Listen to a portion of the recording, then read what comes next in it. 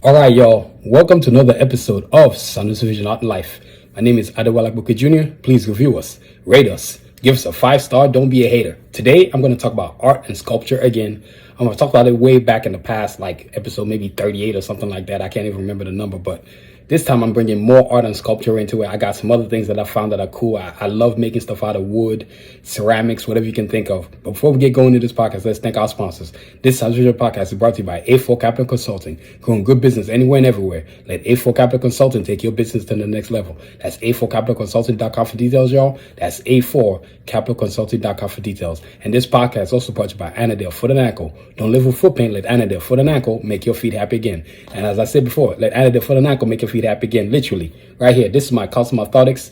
I wear them in every shoe that I have, whether I'm running, whether I'm just walking about, doesn't matter. I always got them in my shoes. They're great for your feet. And when you go to AnnadaleCenter.com for AnnadaleCenter.com, excuse me, Dr. Nero Nusote is going to use custom computerized technology to design specific orthotics to your shoes, to your feet. These are specifically designed to my feet. As you can see, both my pairs, they size them up to whatever you wear, and that's what they do at AnnadaleCenter.com. So AnnadaleCenter.com for details, y'all.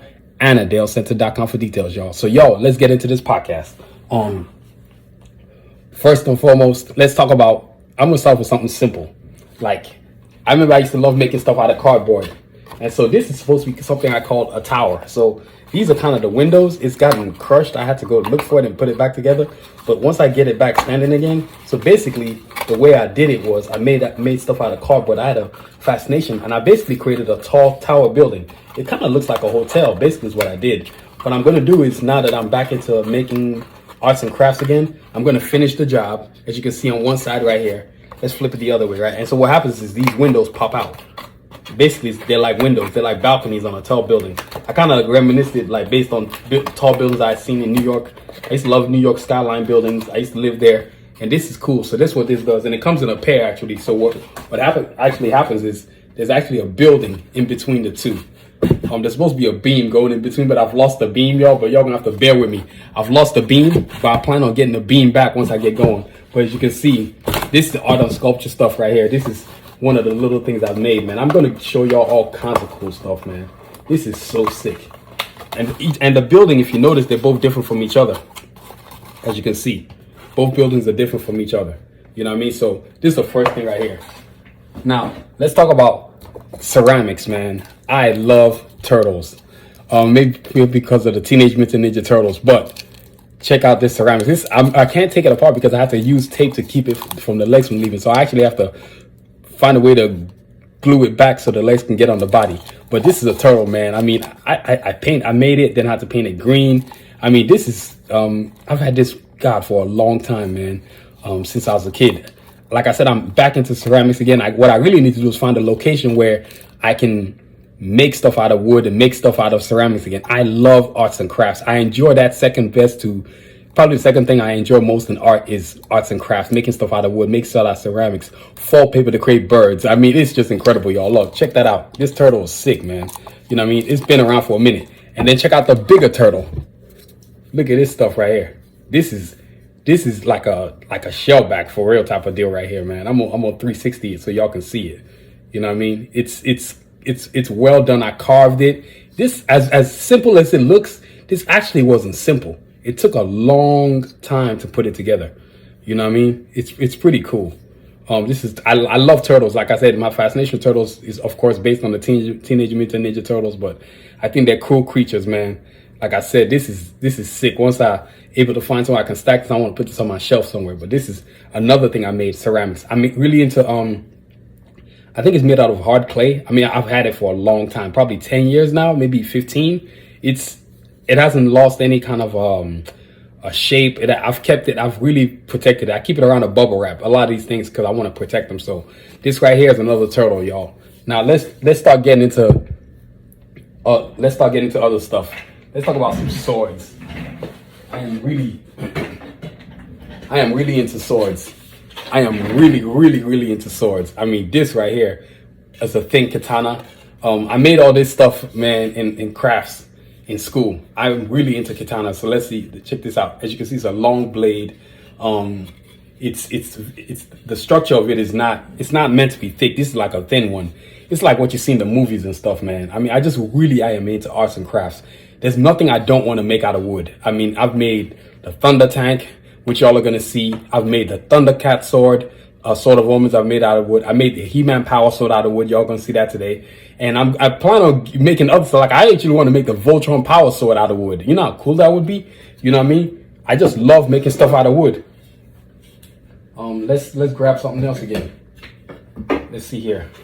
Now, these are 2 pairs of katanas. Let me put that one down. These are 2 pairs of katanas right here. I use this actually to practice sometimes combat stuff because I'm into boxing. So I love boxing, but I've had these for a while. As you can see, I've used them quite a bit. If you see the edges, you know what I'm saying? But these are twin katanas right here. I made them exactly even. I love wood, man. I mean, there's nothing I won't make out of wood. It's just so cool. As y'all can see, this is more like practice. This is what you see at the dojos and stuff like that. I mean, this is pretty cool, man. And then what I did was when I finished it, I kind of painted it. I wanted dark gray, something that could never fade, that I could have for a long time. And I've had these katanas for a while, man. I mean, check them out, y'all. It's the coolest thing ever. And the cool thing is, I actually know how to use them. You know what I mean? I actually know how to use them. I don't want to demonstrate now, but you know, these are the sickest things ever, man. These katanas right here. That's another pair of items that I've made. Let's see. Now let's show y'all more. Now this is more of a traditional katana. It's like a shogun, like a katana right here. This is, as you can see, got the edge on it. I finished it, but sometimes when you put things together, sometimes you nail it or whatever it is you do to keep the handle and the blade together. Sometimes it starts to come apart. So what you want to do is, when you get a chance, you want to kind of, I'm going to create you get like a rubber grip thing and you can put around both so they're attached to each other and then they never come apart. So, but I stained this once I finished it. As you can see, it's got that shine to it, right? So this one has the stain on it. All the other stuff I showed you had no stain. The gray one had just a dark gray stain, but this one's actually got a glow stain to it. It took me a while, man. I mean, when I make these things, man, they take me a minute, man. You know what I mean? As you can see, it's got the edge. It's got the more like a thicker blade, as you can see right there. You know what I mean? So this is a traditional katana. This is what I love making. Like I told you, I love making stuff out of wood. But I'm really fascinated with katanas. Those are my main things that I love. When I make stuff out of wood, it's mostly katanas, man. Different types of swords. So that's another katana right there. Now, let's talk about the one that y'all been looking for. The He-Man Power Sword. You're like, what in the hell is that? Yeah, that's the He-Man Power Sword, y'all. That's He-Man, Master of the Universe. I actually made the He-Man Power Sword. I mean, look at it. So this is the old school one from the 80s. You know what I mean? But the next time I make a He-Man Power Sword, I'm making the one from the 2002's He-Man. I think that is the greatest sword ever made. But this ain't too bad, actually. This ain't half bad. I remember when I made this in school, I was like, what is that? That's the He-Man Power Sword. I said, yeah, man. This is what I do. This is heavy, as y'all can see. I don't know if y'all can see it, but man, this thing is heavy. You know what I mean? Look at it. This thing's probably about, I'd probably give it like 3 or 4 pounds maybe. It's not light, you know what I mean? And it's very sturdy. I used glue, I used wood, I used nails. The kind of glue that I used, is really sturdy. I mean, that glue has been on this sword for maybe 15 years. I mean, this sword hasn't lost condition at all. You know what I mean? It's when I usually make this stuff, I take my time. A lot of, like, this sword right here probably took me, this He-Man Power Sword probably took me like maybe 2 days. You know what I mean? Because I did it in school on free time. So I would go in there because the shop was always open for students. So if you to go in and do your thing. So I would go in there randomly and just start making stuff. And I love He-Man Power. So I was like, I'm making this. Like I said, the next thing I got to make is the Voltron Power Sword. And then some of the stuff from Carjack for Assassins, like Revo's pincers and Sun Tzu's Sage Sword and Cajun's Blue Blades. And those are the things I'm going to start making more once I get into arts and crafts locations, start finding a place where I can make stuff out of wood, man. But this is the He-Man Power Sword. It's just sick with it. Now, on to the next cool thing. The Thunder Tank. I mean, you will never see this at any craft store. You will never see this at anywhere. Let's do a 360 of the Thunder Tank so y'all can see it. You know, I mean, I've had it on the podcast multiple times, but not like this, man. Because, like I said, I really went all in when I designed this. I remember making this in class. my teacher was looking at me like, dude, what is that? I said, that's a thunder tank. You ain't never seen that? You know what I mean? So y'all can see. And what I did was, I know a lot of y'all remember, man, back in the cartoon, the back of the thunder tank could open like this. The back of the thunder tank could open like this, and then it would have the cannon in the back. And check what else I got, y'all. I got seats. Can y'all see it? I got seats right there. Look, those are the seats. Y'all can see the seats right there. And look at the big old cannon. I know y'all remember that. Yeah, Shitara used to take that thing and point it at the mutants, man. I got 3 seats, man. You know what I mean? My dream, as I stated before, y'all, I am getting the Thunder Tank made when I come up with my money. Forget a Lamborghini, forget a Ferrari. I want the Thunder Tank. I want the Thunder Tank. I want the Batmobile from the 1992 Batman animated series. And I want the Turtle Van. And of course, Night Train from the Carjack Assassin universe. I mean, this is just sick, man. This took a while, man. This actually took a whole week, if y'all want to believe that. I remember that. And I stained it, right? So I stained it with white paint on top, just like the actual Thunder Tank. And then I put grayscale, dark gray at the bottom. You know what I mean? So kind of contrast the colors. Of course, I didn't want to use black for the tires, right? So, and I did everything I could to simulate it to make it look just like the actual Thunder Tank. I created these holes for future, because I actually plan on putting wheels in here one day. I'm gonna put wheels in here. If y'all see the hole right there, I plan on putting wheels in here, and wheels here too, so it can actually roll. That's what those spaces are for, if y'all are wondering, why is there holes in there? Because I'm gonna put wheels in there, man. This thing isn't finished, you know what I mean? And then, it's, of course, you got the teeth, man. Like I said, I did everything I could to make it look just like the original. You know what I mean? It's this, and I got 2 seats in the front, as y'all can see. Panthro's sitting here, Tiger's usually sitting here, and then everybody else is in the back, man. You know what I mean? You got Lionel, Shitara, Wily Cat, and Snuff, of course. You know what I mean? But the Thunder Tank, man, oh my God. And if I had my way, I'd actually build my house to look like Cat's Lair. That's how sick it would be. Can you imagine living in a house that looked like Cat's Lair? Man, it would be fire, man. You know what I mean? So this is the Thunder Tank right here I made out of wood. You know what I mean? It's just nothing really. This probably, like I said, it took a week, man. The parts, the hardest part about creating this was the parts that had to be put together. Everything, it was put together. The handles, the eyes, the head, the claws, the teeth, everything was made separately. The wheels that you're seeing right here, the seats in the tank, the cannon in the back, each seat right here. I had to create like a closed hatch type of thing. I had to make this separately. The symbol on the tank itself was done separately in parts. The wheels on the back were done separately, so I created that part. Then I had to put the wheel on the top of the like the tank. I don't know what they call that thing on tank, but it's where it moves and stuff. It was fun and it was time consuming, but I enjoyed every moment of creating. And of course, the staining part, right? So it probably takes like 3 solid days for it to dry. You don't want to touch it when you create, when you stain stuff, whether you paint it or whether you stain it with glow. But you want to take your time and make sure that you don't rush it. You let it dry, because if you don't let it dry, its paint's just gonna fade. And the whole point of paint staining is to make it last, to protect the wood, right? So as you can see, I've had this tank, oh my God, probably going on 20 years now. It's not faded at all. And I've also preserved it too. A lot of the things I'm showing y'all today, I put them in bubble wraps to protect them. I'm not messing around. I love all this stuff I've created. It's taking time, you know what I mean? So if you're gonna create something, protect it, you know what I mean? So y'all, the Thunder Tank, I mean, look at this thing. It's a monster, man. You know what I mean? Wait, you are never gonna see this in anywhere else unless I let this be put in a museum. And it ain't going to no museum. That ain't happening. In my museum, in the Future Science Vision Museum, yeah, it'll go in there, but it ain't going nowhere else. I don't think so. So let me put this bad boy down now. On to our next deal, the Thundercat sword. Da-da-da, Thundercats. I mean, look at it. This thing is a monster. I mean, look at this. It's damn near almost 3 feet tall. This was interesting to construct it, right? So the first thing I did was I created the blade. I remember that. Then the symbol, of course, the Eye of Thundera on the other side, the handlebar, the handle itself is like at least, man, it's almost a foot long. And then this the blade itself is like almost, like I said before, this probably still starts at 3.5 feet. So 3 feet. This crossbar right here it's almost 3 feet. So this is almost 2 feet across.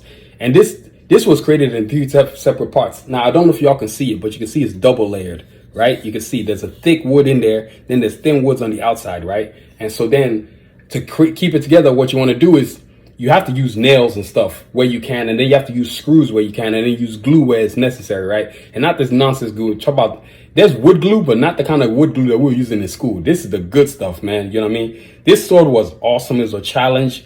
I had to create it. Of course, I had the mental picture of the sword of omens, but I also had a picture of the sword of omens while I was creating it. You know what I mean? And then at the bottom, just to protect the pointy part, I put a tape right here just to keep it, so I never take it off. But what is going to happen is eventually this thing is going to go into a case, a strong, sturdy case that nobody can touch it, not even me. Like I said, all these awesome craft stuff, as I get more notoriety, one day all this stuff is going to be in a museum, and I'm going to have my own museum. I'm going to have people able to look at it and come and survey all the different arts I've created. But this took a minute, man. This was, God, how many nails this thing has. This took 2 weeks. I remember that. This took 2 weeks to create. This sword took 2 weeks to create. This was a challenge. I had to use different clamps to hold it in different spots. I remember this part right here, using a clamp to keep all this part. I mean, it was hard because you have here, you have the top, you have the beam right here, and then you have the handle. So all three parts have to come together. Then I have to use something to clamp it down. Then I remember using this rubber band type of thing to hold it all together while trying to clamp it down. It was wild, man. But this was awesome to create this sword, and it's been like this. And the thing is, when I finished it, it was just plain wood, but I said I gotta stain it, right? Because you can see there's different gradients of wood. You got the darker the wood here, you got the lighter beam here, and they got the medium in the middle. And then of course the symbol, the sort of the Thundercat symbol. And then of course, even the Thundercat symbol, man, that took a while. The only part that's missing is the middle part right here, man. But you can still see it's the Thundercat symbol. You know what I mean? You can still tell it's the Thundercat symbol.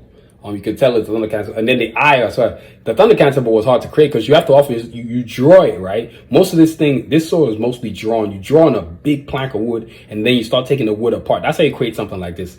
It's not. I'm going to show you from side to side so y'all can see it. Usually, the process of creating whatever you're creating is usually the interesting part. I like to draw stuff on plain wood, and then from there saw to what shape I need. That's usually how I should go. I'm sure people have different processes, but that's my process. And anything that I do with wood, I love drawing the item out and then creating it. My next project is actually to try to create Cat's lair. That's my next goal. You know what I mean? So like the Thundercat sword right here, this is the creme de la creme. This is a monster, y'all. This is what I do right here. Now to show y'all the you know what I'm saying, to end it off, to show y'all the last piece of sculpture. Let's see, I gotta find a place for this bad boy, y'all. Y'all know what it is. Now check this out. Y'all. This is a dragon right here, y'all. I made this bad boy. Now this right here took a minute. This right here took a while. Let me tell y'all, this was challenging right here. You know what I mean? So that's as y'all can see, that took a while. Y'all. This is a dragon. This was a 2-week project.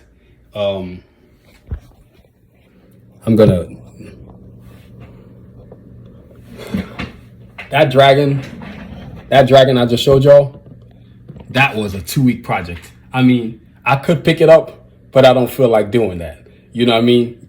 Let's see if we can give it a go.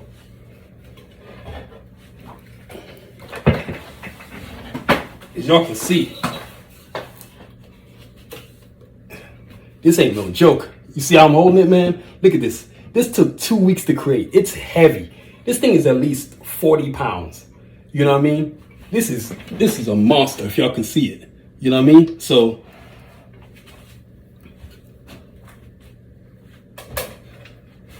I mean, y'all, that dragon took a minute to create. That took probably, I would say 3 weeks. Everything was created, the wings, the spikes on the back, the horns, the eyes, everything was created individually. I mean, I was just piecing it one at a time. I really just had a picture off the internet that I saw, and I combined a combination of a lizard and a dragon. And then I just said, okay, well, I don't want it arched up on feet. I want it to be flat. So I made the feet flat. So that's where the lizard part comes in. Then everything else was more dragonish. The spikes on the tail. I mean, it just took a minute, y'all. I probably was at it for 3 weeks. The the wings. There's so many screws on there. Probably like over 75 screws I used on this thing.